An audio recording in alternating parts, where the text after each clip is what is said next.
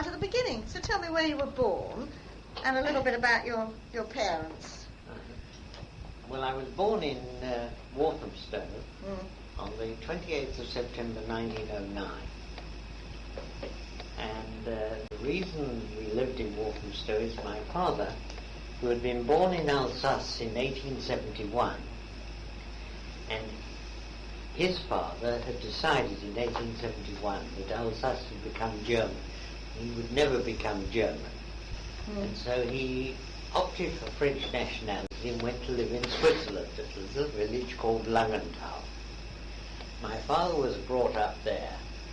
At the age of 18, it was decided by his family that he should go to New York to relations named Block. He went to New York and he stayed there for a year, and then he came back to Switzerland, and ultimately he returned to New York. And at that time he made up his mind he was going to live permanently in America, and so he became an American citizen. And ultimately he obtained a job as a commercial journalist because he had the facility for writing and reading and speaking English, French and German with equal facility. He must have had a good education. Well, he was educated under the state system in Langenthal. And he worked for a firm called Comptel Bureau, which is now part of Reuters. And it was commercial press telegram, and he worked in New York. And then one day they suddenly told him, my father, that they were going to send him to their Zurich office. And so he went to Zurich. There he met my mother and they married. Was she Swiss, mother? No, my mother was actually born in Algiers. I think it was originally an Alsatian family as well, my mother's family, named Bernheim. But they'd got moved to Algiers, and my mother's father died. She was very young. And so my mother was brought up by an aunt in Switzerland. And she lived in Chaux-de-Fonds, Chaux-de-Fonds, Chauxdefonds. That's nice to spell it. And they married there in Switzerland. My father had a brother who'd become a doctor and was the well-known doctor in Bienne in Switzerland. And in fact, the wedding took place in Bienne. And shortly after the marriage, Comptel Bureau suddenly told my father that they were then sending him to the Paris office. And so he went to the Paris office, and my sister was born in Paris. And then the Comptel Bureau said to my father, "We're now sending you to our London office."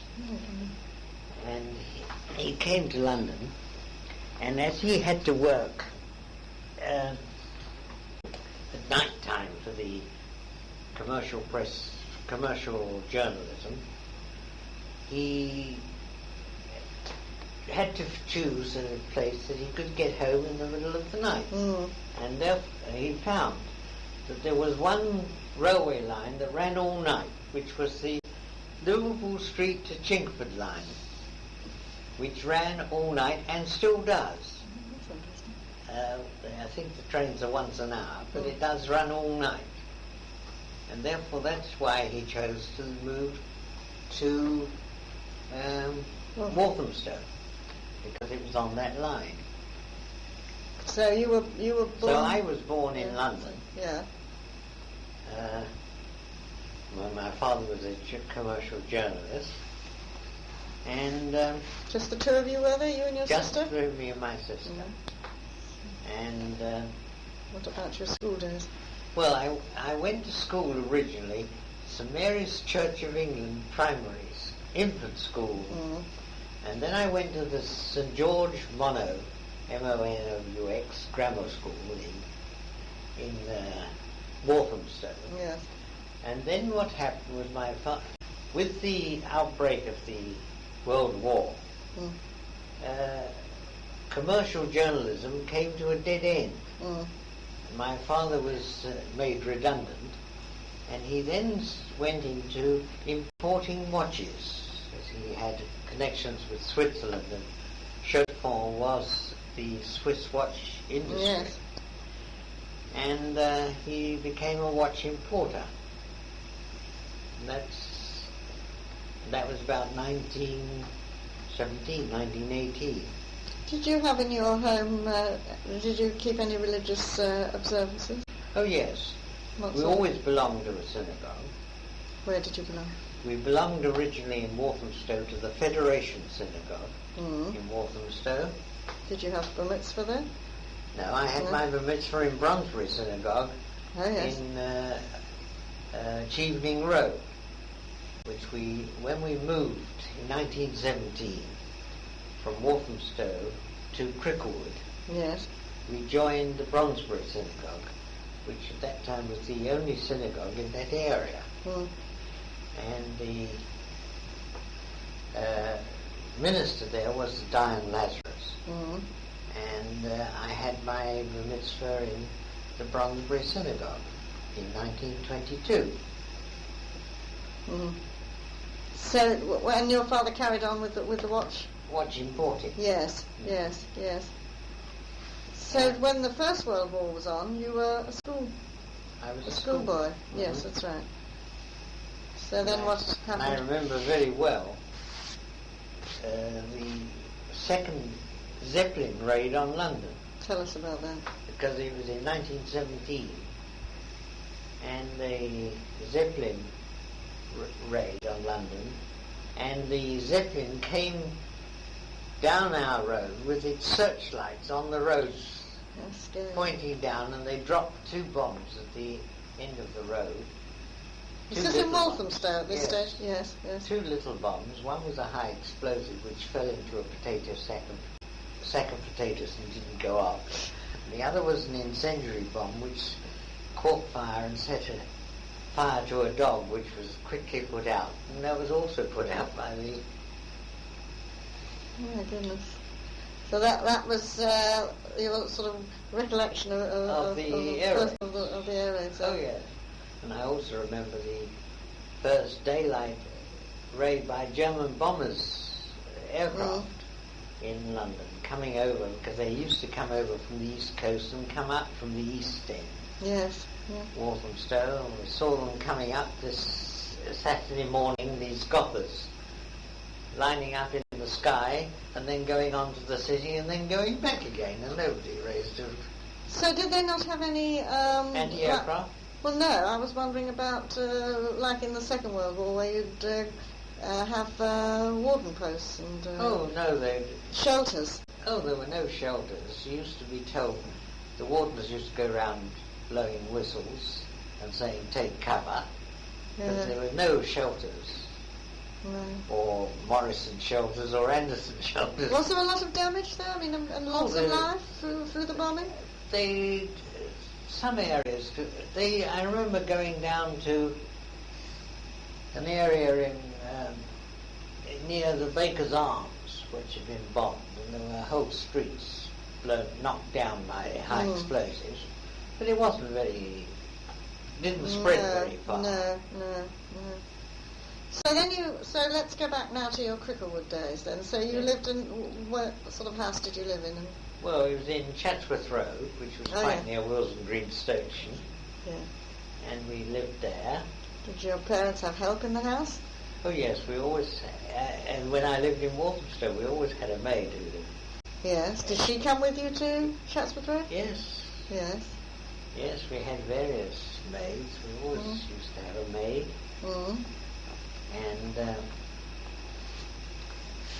And I went to school at the Haberdasher School West Hampstead or Cricklewood. Yes, yes. From where we lived to Chatsworth Road. Yes, yes, of course. I always remember I went to school there in Haberdashers in 1918. And I stayed there until 1927. I always remember the fees at that time of the school when I first went there were 5 guineas per term. My goodness, yes. That is something to think about, isn't it? Mm. So, and you stayed there till 1918? No, 1927, I'm sorry. So then how old would you have been then? 1927 I would be 18.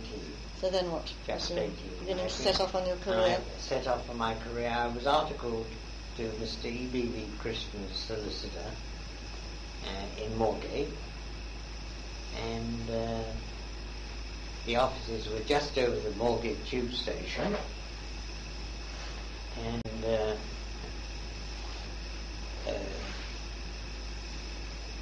I was inveigled into taking an interest in politics in 1934. Well, how was that? Through the people at work, or? No, through the neighbour in Chatsworth Road. And he invited me into becoming a Conservative candidate in the Willesden Council in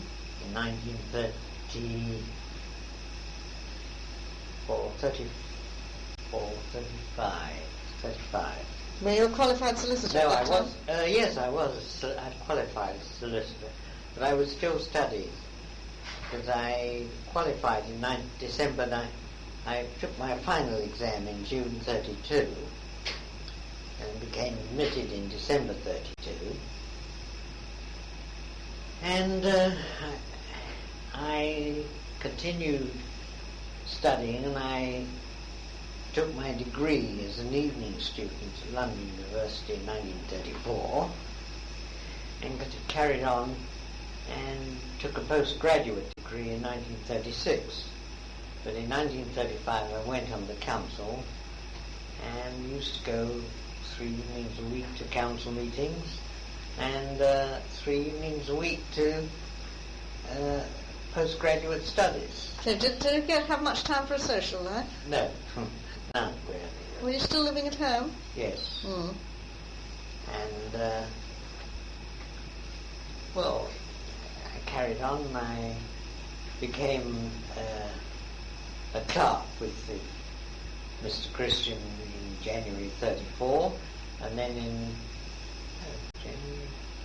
I became a clerk in January 33, and then I became a partner in January 34, and we carried on the partnership until Mr. Christian, who was an elderly man, he died in 1938.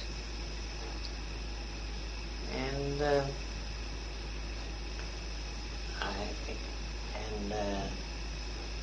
the war came shortly afterwards, 39, everyone knows. Mm.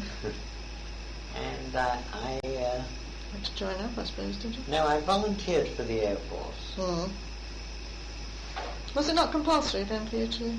Well, not at the beginning, no, I suppose. Well, there was subsequently a call-out, but you could volunteer. Yes. And I volunteered for the Air Force because I thought I'd rather go in the Air Force because they usually lived on permanent stations, so it was more comfortable. And I volunteered for the Air Force, and I was called up in May 1941. Mm.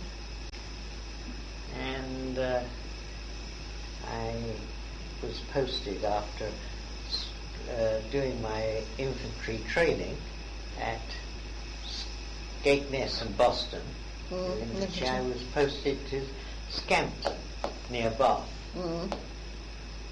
No, wrong. Calerne, near Bath. Mm. And there I applied for a commission, and I was interviewed, and then I was called for interview to Air Ministry, and I was commissioned in December 1941. then had to do some more square bashing in Duxbridge, and I was posted to RAF Scampton in Lincolnshire as a acting pilot officer. And did your legal qualifications have any bearing on I don't know, really. I had to fill in all the details of education and so forth in my application for a commission. But so I can't really say whether what made them give me a commission, but I was commissioned, and then I was going to get married in April 1942, when in March 1942 I was posted overseas to India, so I got married on the 29th of March, and we had 10 days during which I had to wind up my office and buy tropical kit, and I was posted overseas to India. Just before you tell us then about India, which we'd like to know, I just want to know where you met Rita. I met Rita because she came to lunch at Slater's in Moorgate, and she started to come regularly to lunch at Slater's as well with Tommy Whitescorn. Was it a restaurant? It was a restaurant, Slater's in Moorgate. It's not there now. And she used to come there for lunch, though originally Tommy Whitescorn had invited her to come, and she said no, she wanted to read her book. But then when the incendiaries started to drop on the city, she decided she'd like a little company for lunch, so she came to Slater's, and that's where I met her. And we got engaged in 41, March, and we got married in April 42. Right, so then you were sent off to India shortly after your marriage? 7 days after I was married, I was sent very abroad. long, was it? Did you have a honeymoon? No. Well, we had a week at the Grosvenor House in London. Well, that's a honeymoon. Which was while I was winding up my affairs at the city and also buying tropical kit. And I was sent to India, and I went overseas, and of course in typical Air Force systems, we were sent to West Kirby for the embarkation unit, but then we had to go from West Kirby to Glasgow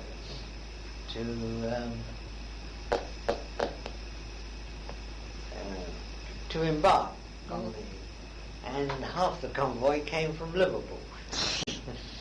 So they didn't have very far to go to get to West Kirby, did they? So anyway, we sailed from in Glasgow. It's gone out of my mind. Not to worry. We sailed, and we went round the North of Ireland, right out into mid-Atlantic, and then back again to Freetown, and then down the west coast of Africa. And the convoy was too big to be put into Cape Town or Durban, so it was split in half, and I went on to Durban. Was there a fortnight, and then we changed ship and went by ship to Bombay. Bombay, I was told I was going to Delhi to be interviewed. And I went to Delhi, and I was interviewed by the group captain, and within a month of arriving in Delhi, I was told, well, when I arrived in Delhi, I was told I was staying in Delhi. I was going to be, it was my posting, and I was sent on a course, a legal course, to Northwestern Army. And I came back, and about 6 weeks later, I was interviewed by the group captain, and he said, that he wasn't going to waste me on doing legal work. I'd done well in my legal exam, but he said, I'm not going to waste you on doing legal work. He says, I'm going to keep you in Delhi. And he says, and he asked me when I was due for my flying officer. I told him in November 42. And he said, right, when you're due for your flying officer, I'll make you a flight lieutenant. And 6 months later, I'll make you a squadron leader. Can't be bad. And I remained in peace staff and took over, actually, aircrew manning for the whole of Southeast Asia. That was my job in the Air Force. So you weren't actually flying? I did. No, I was a penguin. Is that what they call? Yes, a penguin is a person who has flying rank but doesn't fly. That's good. That's good. And I served in Delhi until Southeast Asia Command was formed and Mountbatten came out as AOC and C Southeast Asia. And he moved down to Ceylon, and we then moved the air headquarters from Delhi to Ceylon. Mountbatten saying that he thought that the air headquarters, the military headquarters were in place in Delhi as being the furthest point away from the firing line that they could find in India. And we moved down to Ceylon, and I was served there for 8 months in Ceylon. And the post that I was occupying, which was P2 Air, that is air crew postings, was upgraded and I became an acting room commander. And I was asked then to stay on until my replacement arrived from the UK, and I agreed on condition that I could fly home, which was perfectly agreed. And then a week later I was told that I was going back to the UK the following week on a mission, the mission being to plan the war against Japan from the aircrew personnel point of view. How long was it since you'd been home? I hadn't been home at all. Been home at all? There was no leave from India or Southeast Asia to England. No.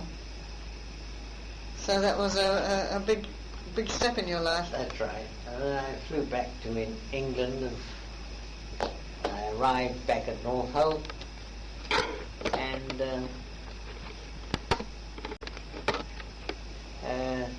I rang up Rita at Air Ministry where she was working, and I asked her if it was Mrs. Levy, and she said yes, and I said, you sure it's Mrs. Levy? And she didn't recognise my voice. It must have been exciting for you, because you knew it was her. Yes.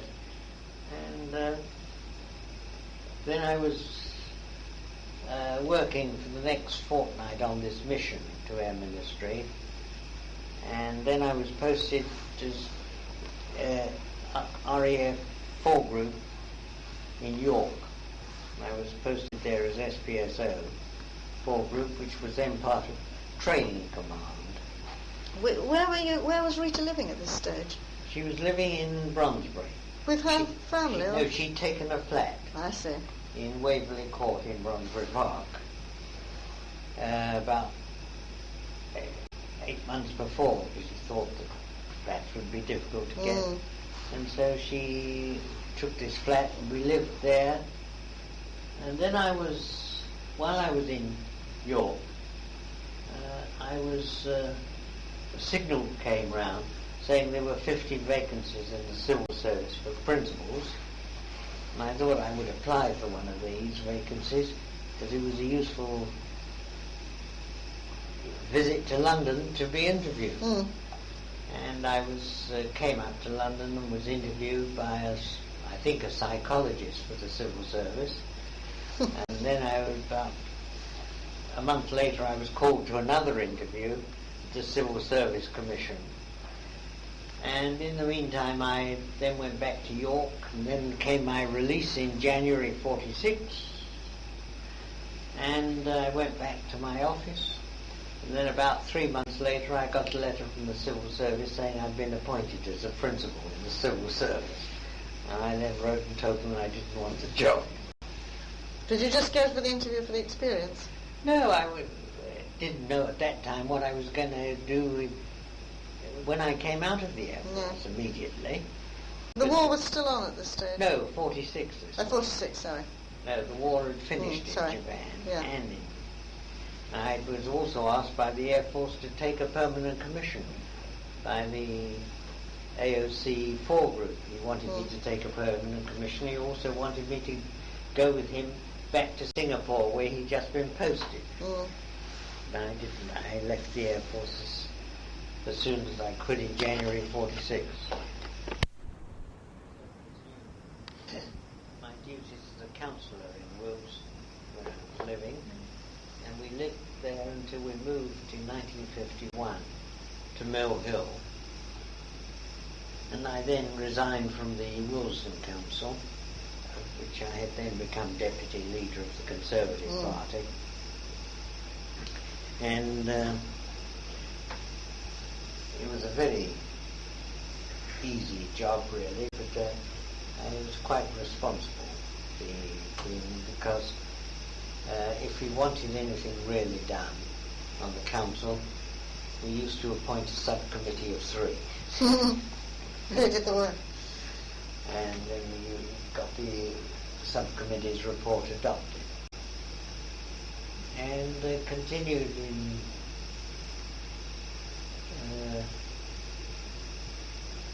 Wilson until we moved to Mill Hill in 1951, and we lived in Mill Hill from 1951 until 1984. But when you were in Mill Hill, I mean, were you back with your city solicitors? Oh yes, yes, I practiced in the city. Yes, so your children were born in Mill Hill? Yes, well, yes, both of them were. They went to school somewhere?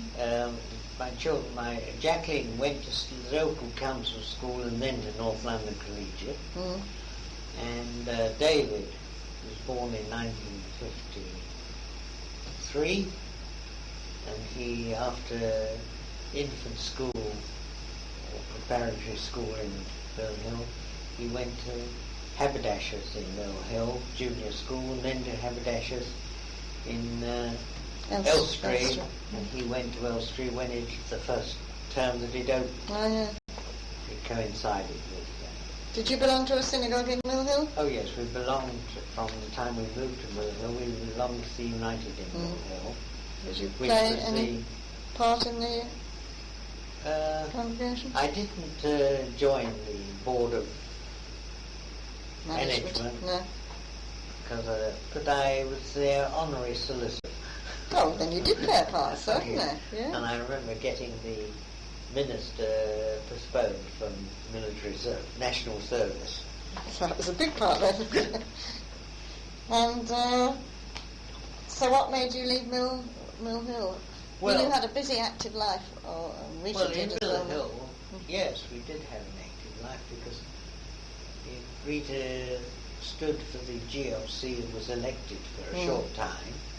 Then after she lost the election, and then she was approached to go on the council of Barnet, and she was on for 8 years, and at the end of the 5th year she became mayor, which was the first year that she was eligible. Yes. And we stayed in Mill Hill until 1983, and which time my Jacqueline married, was living in Northwood.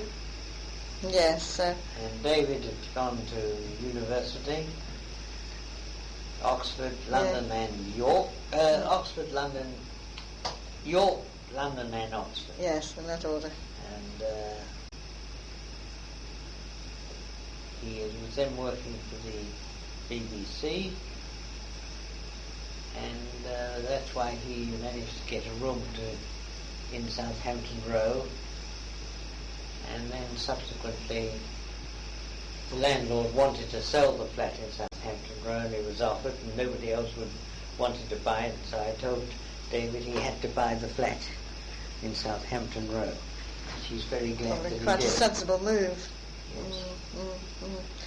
So did you continue with your council work at all when you were in Mill Hill? No.